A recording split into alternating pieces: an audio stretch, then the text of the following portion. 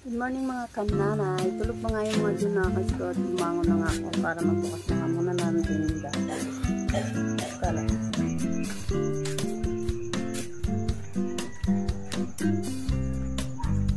Wala na nga ipadlock nito mga kananay dahil binuksan ko na to kanina dahil kumuha nga ako ng kape ng aking pag-ibig.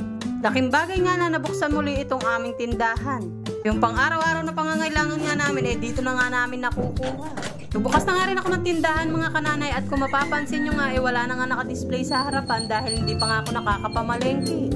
At nung pagbukas ko nga ng tindahan naalala ko nga na Friday ngayon may hakot ng basura kaya kinuha ko na kagad dito mga basura. Kung hindi ko pa kasi asikasuhin itong mga basura na to malamang iaabutin pa to ng 1 linggo ulit dito. Dito kasi sa compound namin mga kananay dipukpuk talaga kami. Hindi ko na ililigtas yung sarili ko mga kananay dahil may oras talaga yung kasipagan ko. Aminin nyo man o hindi mga kananay may oras talaga yung katawan natin na masipag at matamad. At lalong mahirap kumilos na nakasumpong yung katamaran mo. At kahit anong linis mo nga kapag nakasumpong yung katamaran mo 100% na hindi talaga yan malinis, hindi ka satisfied. Ayun na nga nilabas ko na nga yung sako at winalisan ko na lang din tong tirang basura para malinis na nga dito sa aming paligid. Isang sako pa nga rin nilabas ko dahil dito ko nga itatapon tong basurang sasalutin ko. Para wala na nga maiwan na basura at panibagong basura na lang uli ang iipunin. Pag may tindahan nga mga kanana lagi talagang makalat. Kahit anong linis at walis mo nga mayat maya may mga balat na pinagkainan. Ging kasama na nga itong pagwawalis ko sa daily routine ko. Kaya nga nila give and take. Inibigyan nila ako ng benta at lilinisin ko naman yung mga pinagkainan nila. O diba? Ito na nga patapos na nga akong magwalis. Sa plastic ko na nga muna sinilid yung basurang panibago at saka ako naman sinilid sa sako. Kung hindi ko muna kasi sinilid sa plastic yun malamang mga ngatapon yun dahil puno na nga yung isang sako.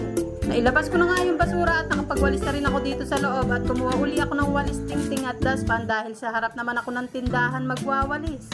Dito na nga sa labas yung mga talagang pinagkainan ng mga namimili, mga kananay. Every morning nga itong pagwawalis ko mga kananay pero minsan pumapalya din kapag nakasumpong nga yung katamaran natin. Katamaran ko lang pala. Hindi ko na kayo idadamay, baka mamaya nga tamarin talaga kayo. Kada masalo ko ng basura direkta na sa sako sa labas. At namayari nga ako magwalis, magluluto naman ako ng aming almusal. Hotdog at kanin nga ang aming almusal mga kananay. Luto nga kumain na nga kami ni Akiko. Lasa! Yummy, yummy!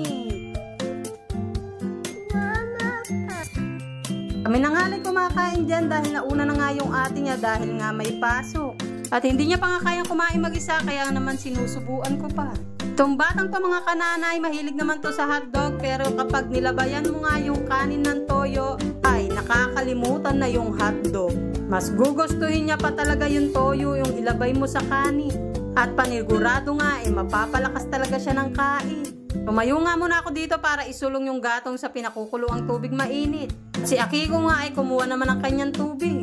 Mapapansin nyo nga rin yung baso namin dito cup noodles mga kananay. Kamilan ba o kayo rin ang gumagawang baso sa cup noodles? Sayang kasi mga kananay kung itatapon na kung pwede pa naman pakinabangan.